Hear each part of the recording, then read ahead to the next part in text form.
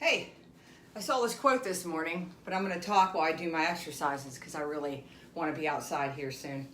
But it says, don't lose yourself to keep someone else. And what I notice is that most people have already lost themselves and they're trying to keep somebody because they're trying to keep their own self.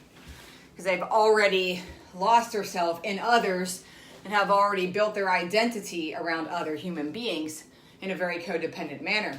And that starts when you're a kid.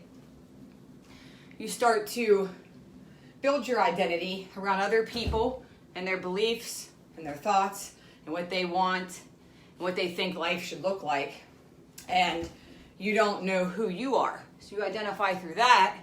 And then later on in life, you realize that something's wrong. Something's just not right. And you have to go through the process of finding out who you really are and sift through all of the beliefs that you were taught.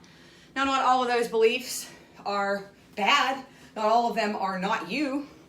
Some of them may be, and some of them may not. You have to kind of sift through and see which ones are not serving you, which ones are not who you are.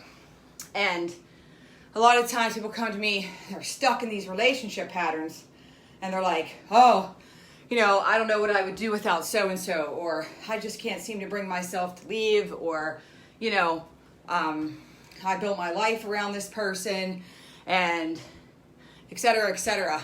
So it's codependent. No matter which way you want to spin it, it's codependency. It's either, codependency from a very needy standpoint, or codependency from a higher functioning standpoint, which I have listened to many lectures by a lot of people. I like the lectures by Terry Cole, and she talks about high functioning codependence, and that's when you need for people to do certain things in order for you to feel better. You need to have them be successful. You need to make sure that your kids are following a certain path in order for you to feel okay. That's codependent.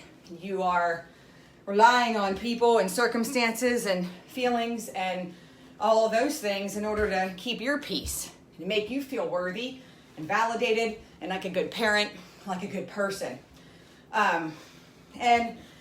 We have to find ourselves, and it takes an unlayering, like an onion unlayering, and some effort for you to find out who you are and what you want to see show up in your life. And if you keep in the same old pattern and the same old thoughts, you're going to get the same old shit and the same old people with the same old results. So do something different to break your pattern today by starting with your response. And you can respond to one person differently today. One thought that you think, choose a different response instead of the reactive place, the habitual place that you formulated. Try a different response. Listen to your body. When your body starts to tighten up, like if I'm working out and I tighten up, I'm going to stop. Be like, what's wrong? Do the same thing. When you start to feel it in your body, be like, what do you need? I'm listening to you. Talking to your body. I'm listening to you. What do you need from me right now? Because you're not your body and you're not your mind. Where's the spirit? And where's the spiritual practice? I don't care if you don't believe in God. I don't care what you are. You have to have a spiritual practice to connect with the spirit inside of you that lives in this body, with this mind inside this body. There's a spirit in there. And no matter what you believe, you got to have a spiritual practice. I listened to a Jan Van Zant yesterday talk about it, and she was like, you must have one. And during these times, during COVID, during these uncertainties, during this major transition, this breaking down of the old and rising of the new, you got to do the same. You have to have some kind of active meditation, breathing technique, prayer, something. Spiritual, not an exercise routine. This here is just an added bonus. This has nothing to do with spirituality. This morning I already did breathing exercises, 2 meditations, and Reiki. So find a way to get a spiritual practice, and you will get yourself peace. You're looking to change patterns, break out of old relationship stuff, stop the habits, change your life. start with a spiritual practice. Start with meditation. I just taught a 2-week mini meditation course. It's all recorded. If you want it, let me know. Send a comment.